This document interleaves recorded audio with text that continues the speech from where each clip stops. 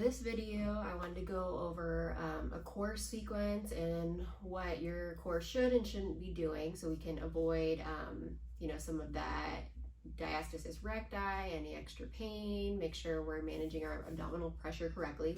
So I'm going to have you start lying down on your back. Nice comfortable position, pillow, no pillow, whatever you need.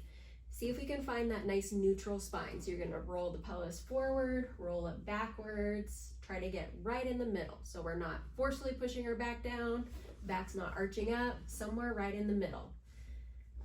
Next, we're going to just go through a quick review of activating that transverse abdominis. So it's drawing that belly button in. There should be maybe a little pressure into your fingertips right on the inside of the pelvis.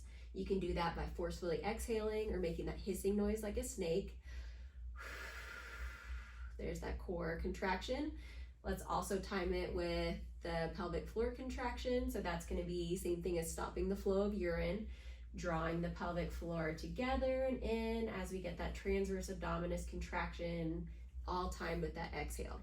So when we feel like we have a good idea of how to maintain neutral, how to activate that core, we can work on holding it while we're breathing. So that's step one. So inhale, exhale with the pelvic floor gently contracting, core contracting, making sure I'm not excessively drawing my rib cage up. I'm staying nice and neutral, shoulders are staying relaxed.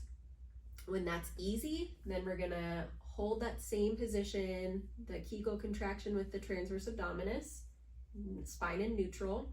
We're gonna try to keep the pelvis pointed forward, and you're just gonna gently rock the knees out to the side. As you do that, the core should stay engaged, pelvis should not move. If you want to make this a little more challenging, you can add a band onto the knees as you're doing this.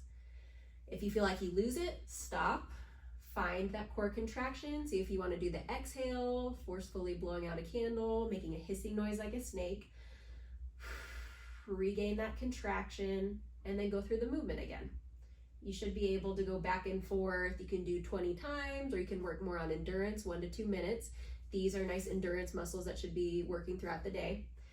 The next step would be a march.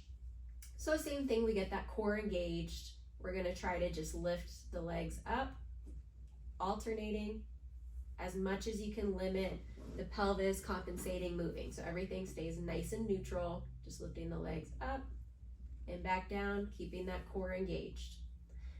As that becomes easier, then we can work on what's called a leg press.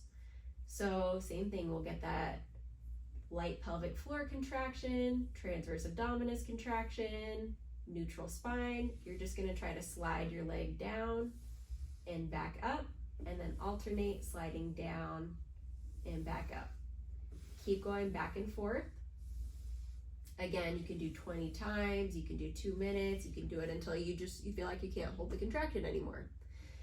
As that becomes easier, our next step is called a reverse march. So same thing, we're gonna find that nice neutral spine, bring your legs up to 90-90, try to get that pelvic floor contraction with that transverse abdominis contraction.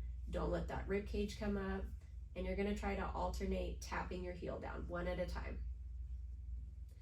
Making sure you're breathing the whole time, no breath holding, no pain. If you feel pain, if you feel like you can't hold the contraction, then you stop. As that becomes easier, then we do a reverse leg press. So we start in the same position. We start that 90-90, core engaged, and then you're gonna alternate bringing one leg straight out and back and out and back.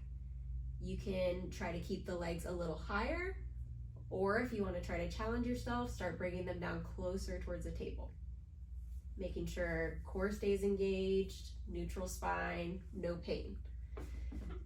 The last last exercise in the series is going to be legs up, 90-90, core engaged. You're going to just tap both heels down and then come back up.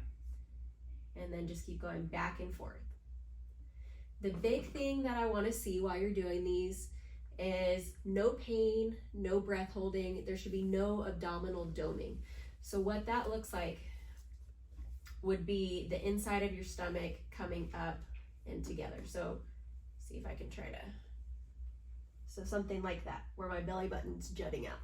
That's gonna put a lot of excess pressure on your abdomen, create some of that diastasis recti, some of the bulging, that can create some extra back pain, some pelvic floor prolapse pressure. So we don't wanna see any of that. If you're doing that, then we need to tone down the exercise or go over the core engagement again.